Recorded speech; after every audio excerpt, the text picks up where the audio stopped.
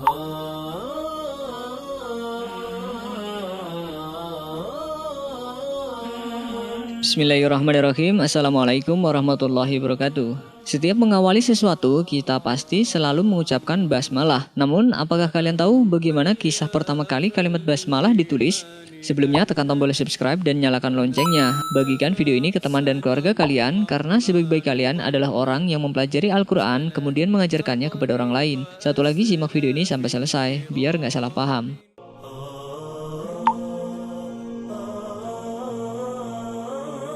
Basmalah merupakan bacaan yang sudah tidak asing lagi bagi setiap muslim. Kalimat berlafadz Bismillahirrahmanirrahim ini biasa dibaca ketika mengawali membaca Al-Quran ataupun memulai sebuah pekerjaan. Hakikat basmalah sesungguhnya adalah pernyataan kepercayaan terhadap Tuhan, terhadap manusia sebagai khalifah di muka bumi. Pekerjaan dan tindakan apapun yang dilakukan dengan membaca basmalah diharapkan mendapatkan perlindungan, kemudahan, keberhasilan, dan berkah dari Allah Subhanahu wa Ta'ala. Lalu bagaimana awal mula kalimat basmalah tercipta? Pada dasarnya basmalah berasal dari penggalan ayat dalam Al-Quran surat An-Naml ayat 30 yang berisi ungkapan seorang ratu perempuan yang konon bernama Bilqis atau Balqis. Hal ini diketahui ketika ia menceritakan sebuah tulisan atau surat yang ia terima dari Nabi Sulaiman alaihissalam. Tulisan tersebut dimulai dengan kalimat Bismillahirrahmanirrahim. Sesungguhnya surat itu dari Sulaiman dan sesungguhnya isinya dengan menyebut nama Allah yang Maha Pemurah lagi Maha Penyayang. Quran Surat An-Naml ayat 30.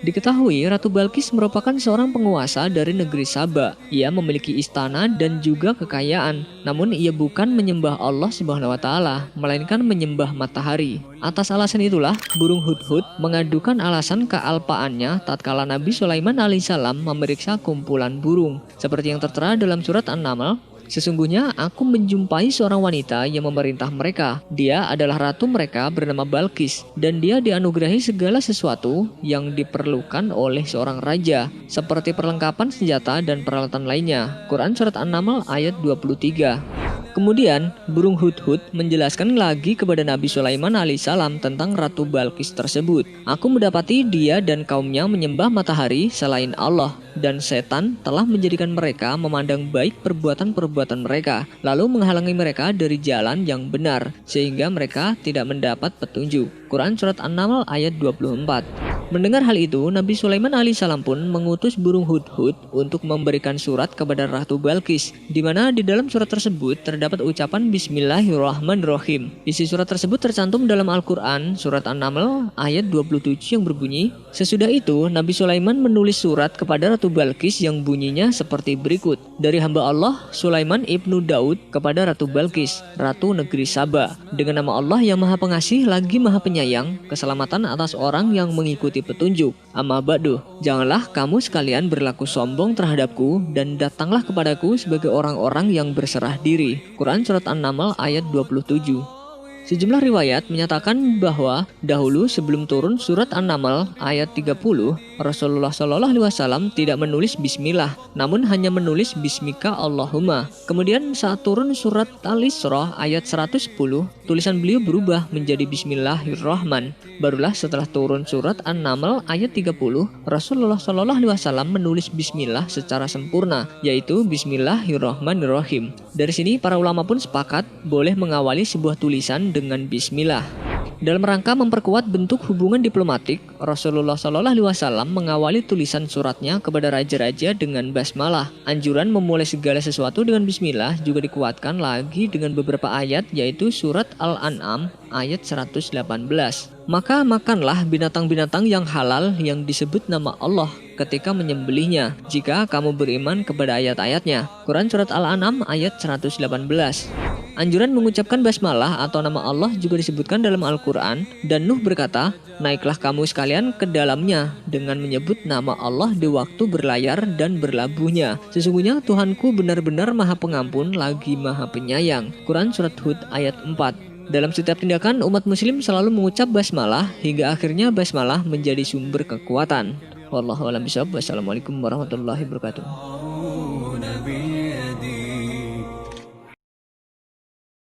Sebelum beranjak dari video ini, mungkin video sebelumnya juga menarik untuk dilihat nih. Tak bisa dipungkiri, terkadang hewan semut kerap menjengkelkan manusia, apalagi pada aktivitas tertentu sampai mengganggu bahkan menyakiti manusia hingga akhirnya semut itu dibunuh. Namun Rasulullah SAW sangat melarang umatnya untuk membunuh semut. Lalu bagaimanakah cara yang benar? Sebelumnya tekan tombol subscribe dan nyalakan loncengnya. Bagikan video ini ke teman dan keluarga kalian karena sebagian kalian adalah orang yang mempelajari Al-Quran kemudian mengajarkannya kepada orang lain. Satu lagi, simak video ini sampai selesai biar nggak salah paham. Semut merupakan salah satu serangga yang amat pintar. Kepandaiannya sangat luar biasa. Ia bisa keluar dari rumahnya untuk mencari santapan meskipun menempuh jarak yang jauh. Walaupun berat beban yang dia bawa melebihi berat badannya, semut tetap kuat menempuh perjalanan yang amat sulit. Namun berkat kecerdasannya, dia sanggup melakukan hal itu dan berhasil mengumpulkan makanan. Cerita mengenai semut ini juga tertera dalam apa yang dikisahkan Al-Quran tentang semut dan juga Nabi Sulaiman alaihissalam yang bisa mendengar perkataan semut. Dalam surat An-Naml ayat 18, Allah Subhanahu wa taala berfirman, "Hingga ketika mereka sampai di lembah semut, berkatalah seekor semut, 'Wahai semut-semut, masuklah ke dalam sarang-sarangmu, agar kamu tidak diinjak oleh Sulaiman dan bala tentaranya.' Sedangkan mereka tidak menyadari." Quran surat An-Naml ayat 18. Semut merupakan rakyat Nabi Sulaiman alaihissalam. Jadi jika kita melihat banyak semut di dalam rumah, janganlah dibunuh dengan racun serangga, dipijak apalagi membunuhnya dengan menggunakan panas api atau membakarnya. Menghukum semua semut yang ada di sarang itu dan membakar mereka dengan api bukanlah keadilan. Semut adalah ciptaan Allah Subhanahu wa taala. Mereka bertasbih dan menyucikan Allah seperti hewan lainnya. Manusia tidak boleh membunuh semut, sebagaimana tidak boleh membunuh binatang lain kecuali hewan yang menyerang dan mengganggu. Dalam sebuah hadis terdapat larangan membunuh semut, tawon dan burung hudhud serta burung surat. Dari Ibnu Abbas radhiyallahu anhuma, ia berkata, Nabi Shallallahu alaihi wasallam melarang membunuh 4 hewan: semut, lebah, burung hudhud dan burung surat. Hadis riwayat Abu Daud. Kisah terpuji seputar semut banyak sekali yang bisa kita jadikan pelajaran. Oleh karena itu, Rasulullah SAW melarang kita membunuh hewan kecil ini. Keistimewaan lain dari semut adalah makhluk Allah yang satu ini tidak pernah tidur, senantiasa bekerja dan senantiasa berzikir. Termasuk kecerdasan semut juga adalah ia mengetahui bahwa Allah, Tuhan mereka, berada di atas langit dan di atas arsy.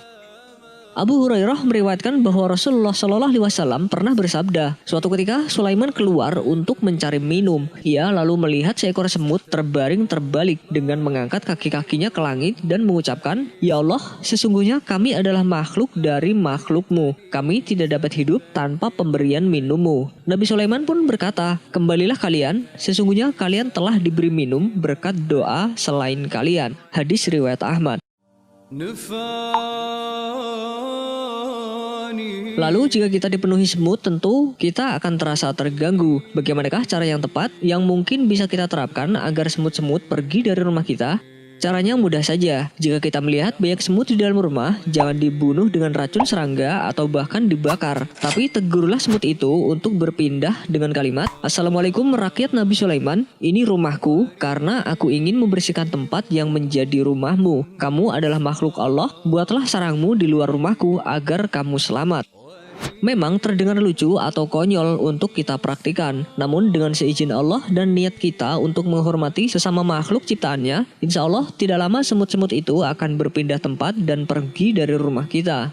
Dalam sebuah riwayat disebutkan dari Abdullah bin Mas'ud radhiyallahu anhu, ia berkata, "Kami pernah bersama Rasulullah SAW melewati sebuah sarang semut yang telah terbakar. Lalu Nabi marah dan bersabda, 'Sesungguhnya tidak patut bagi manusia untuk menyiksa dengan siksaan Allah.'" Hadis riwayat Ahmad dan An-Nasa'i.